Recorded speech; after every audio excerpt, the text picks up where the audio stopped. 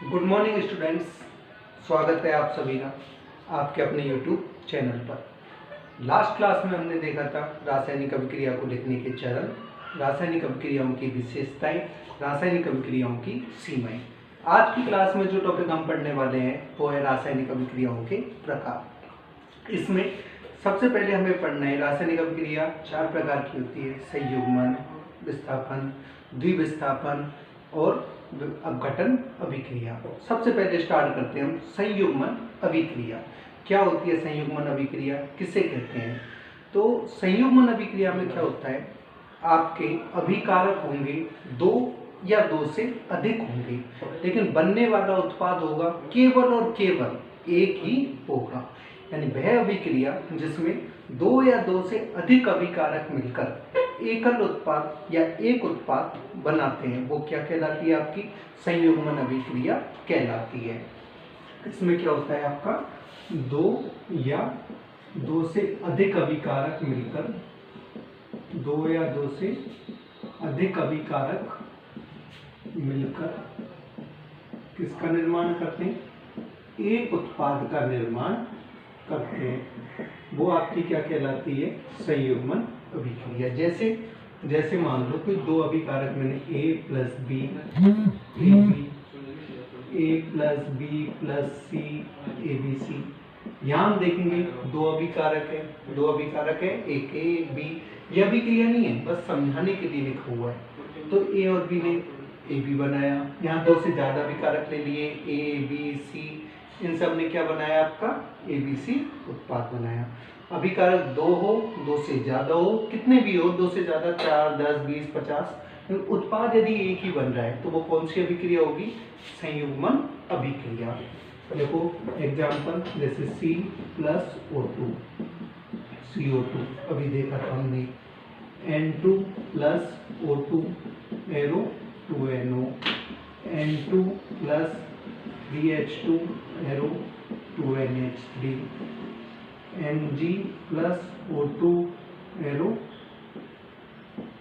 MgO, Na2 CO3 plus H2O plus CO2 arrow NaHCO3। इन सभी अभिक्रियाओं में यदि हम देखें तो क्या हो रहा है? देखो, कार्बन ऑक्सीजन कार्बन डाइऑक्साइड, 2 अभिकारक एक उत्पाद, N2O2 2NO। तो यहाँ क्या हो रहा है? 2 अभिकारक एक उत्पाद, N2 3H2 2NH3, 2 अभिकारक एक उत्पाद, MgO2 MgO, 2 अभिकारक है एक उत्पाद बना रहे हैं, Na2CO3 H2O CO2 NaHCO3। यहाँ आपके अभिकारक कितने? 1 2 3, 3 अभिकारक मिलकर कितने उत्पाद बना रहे हैं? एक उत्पाद बना रहे हैं। तो इसमें क्या हो रहा है आपका? इसमें आपके 2 या 2 से अधिक अभिकारक होंगे, कितने उत्पाद बनाएंगे? केवल और केवल एक उत्पाद का निर्माण करते हैं। वो आपकी क्या कहलाती है?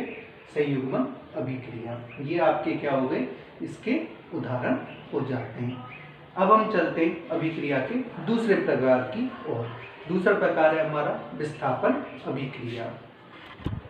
तो प्यारे बच्चों, हमारा अभिक्रिया का दूसरा प्रकार है विस्थापन अभिक्रिया। इसमें आपका क्या होगा?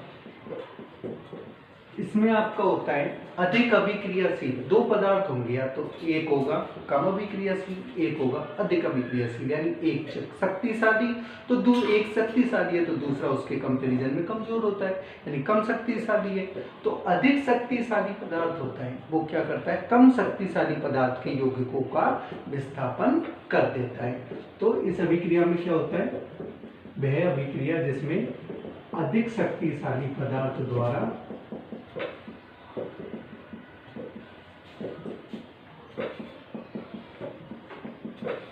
कम शक्तिशाली पदार्थ के यौगिकों का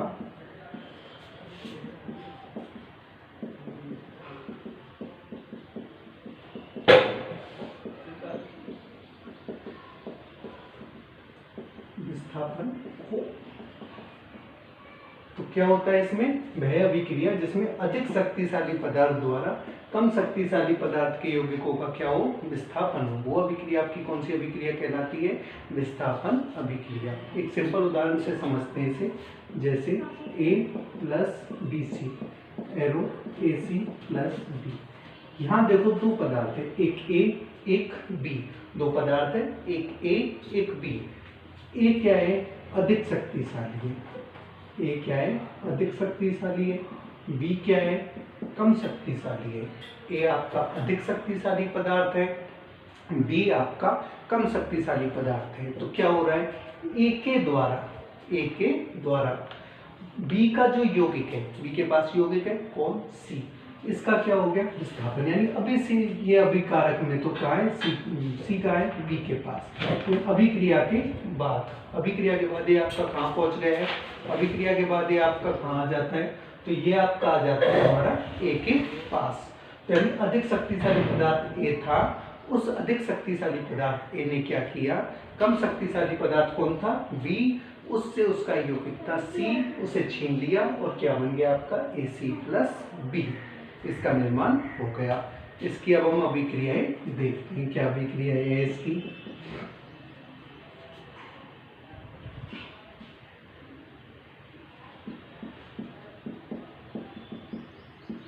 जैसे ये अभिक्रिया है हमारी CuSO4 प्लस H2, तो कॉपर सल्फेट किससे अभिक्रिया कर रहा है, हाइड्रोजन से।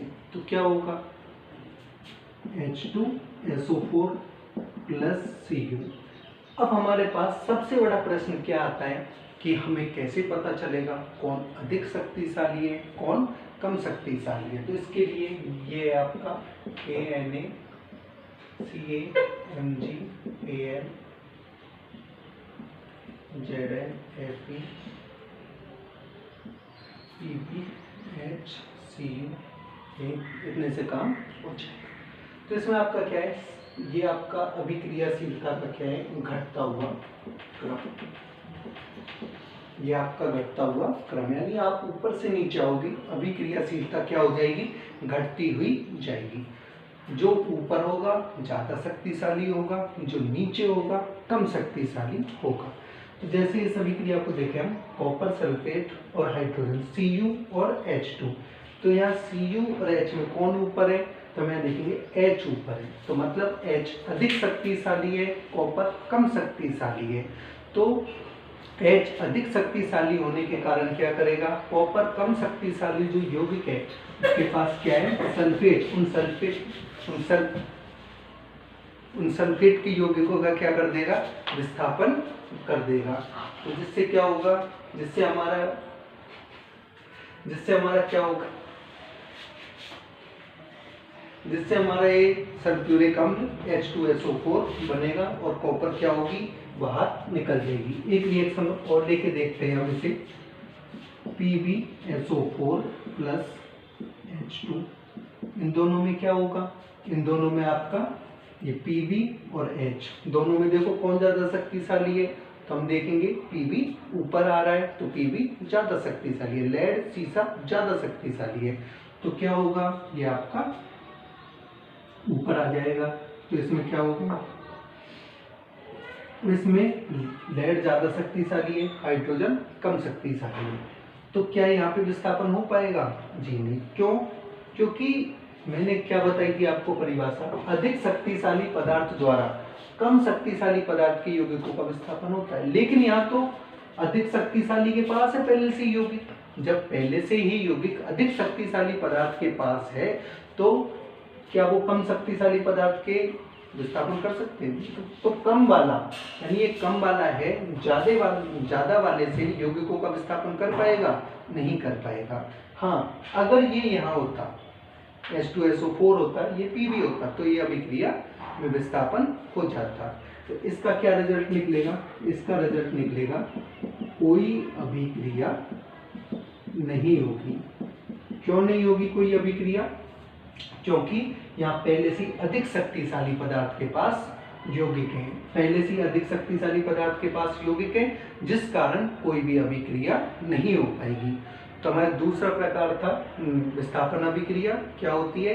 अधिक शक्तिशाली पदार्थ द्वारा कम शक्तिशाली पदार्थ के यौगिकों का विस्थापन हो जाता है। अधिक शक्तिशाली और कम शक्तिशाली का पता कैसे चलेगा? ये आपकी जो सीरीज है, ये इसका ऊपर से नीचे आने पर अभिक्रियाशीलता क्या होती है?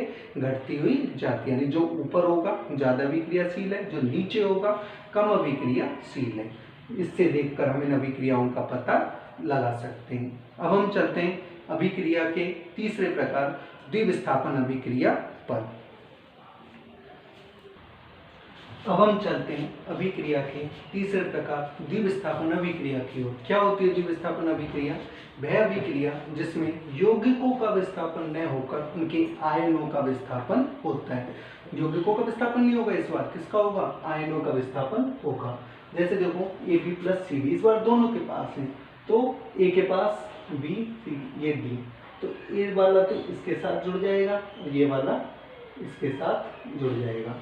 ये हो रहा है आपका अभिक्रिया के बाद AB प्लस CD ने क्या बनाया? AD plus CD। इसके एग्जाम्पल देखो, sodium sulphate Na2SO4 plus BaCl2 barium chloride. यहाँ क्या हो रहा है? Na और BaSO4Cl। ये आपका A, ये B, ये C, ये D। अभिक्रिया के बाद क्या बनेगा? AD plus CD। ये क्या है? Na और D क्या है? Cl। क्या बन गया? AD बन गया NaCl और CB BaSO4। तो ये आपकी अभिक्रिया है। एक उदाहरण और देखो इसका, AgCl प्लस HNO3, दोनों अभिक्रिया कर क्या बनाते हैं? AgNO3 plus HCl। यहाँ भी यही नियम लागू हो रहा है, ADAgNO3 प्लस HCl HCl। इन अभिक्रियाओं में क्या होता है? अवक्षेप का निर्माण होता है। यानी अभिक्रिया होती है तो आपका किसका निर्माण होता है? अवक्षेप का निर्माण भी होता है इन अभिक्रियाओं में। तो इस कारण से इन्हें हम क्या कहते हैं? अवक्षेपन अभिक्रिया भी कहते हैं। अब हम चलते हैं हमारे रासायनिक अभिक्रिया के चौथे प्रकार अपघटन अभिक्रिया की ओर।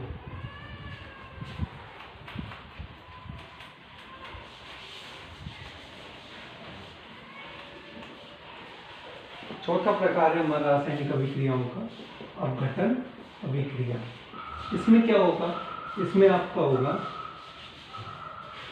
एक अभिकारक टूटकर दो या दो से अधिक उत्पाद बनाता है। एक अभिकारक टूटकर आपका क्या करता है? दो या दो से अधिक उत्पाद बनाता है। तो वो आपकी क्या कहलाएगी? अपघटन अभिक्रिया। यानी जो संयुग्मन था उसका अपोजिट भी हम कह सकते हैं। जैसे CO2 है, क्या हो जाएगा? C+O2।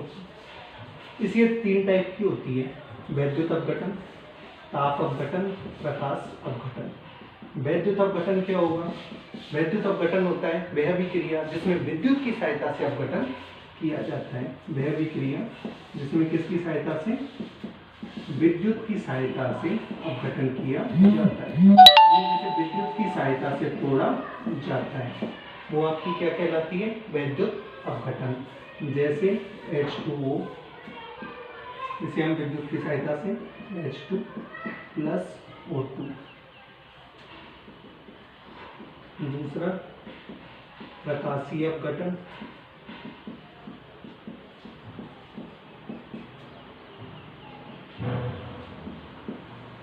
इसमें क्या होगा? प्रकाश की सहायता से अपघटन किया जाता है। इसमें आपका प्रकाश की सहायता से अपघटन।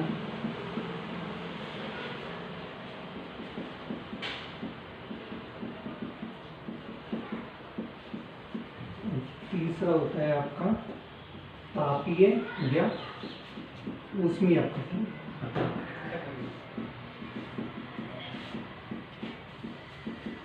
इसमें आपका ऊष्मा की सहायता से अपघटन किया जाता है।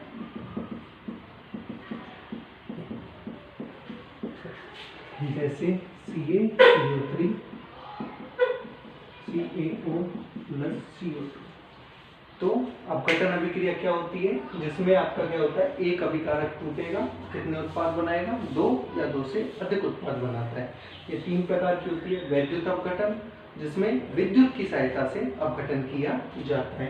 जैसे जैसे हमारा रिएक्शन है जल का विद्युत अपघटन, जल है H2O, इसका विद्युत अपघटन कराया तो हाइड्रोजन और ऑक्सीजन में विघटित होता है। विद्युत अपघटन में क्या होगा, विद्युत की सहायता से अपघटन किया जाएगा, यानी जिसमें लाइट की विद्युत होती है काम में और अपघटन होता है। दूसरा प्रकाशीय अपघटन, जिसमें प्रकाश की सहायता से अपघटन किया जाता है, जैसे HBr hydrogen bromide. Hydrogen bromide टूट कर क्या बनाएगा, H2 और Br2।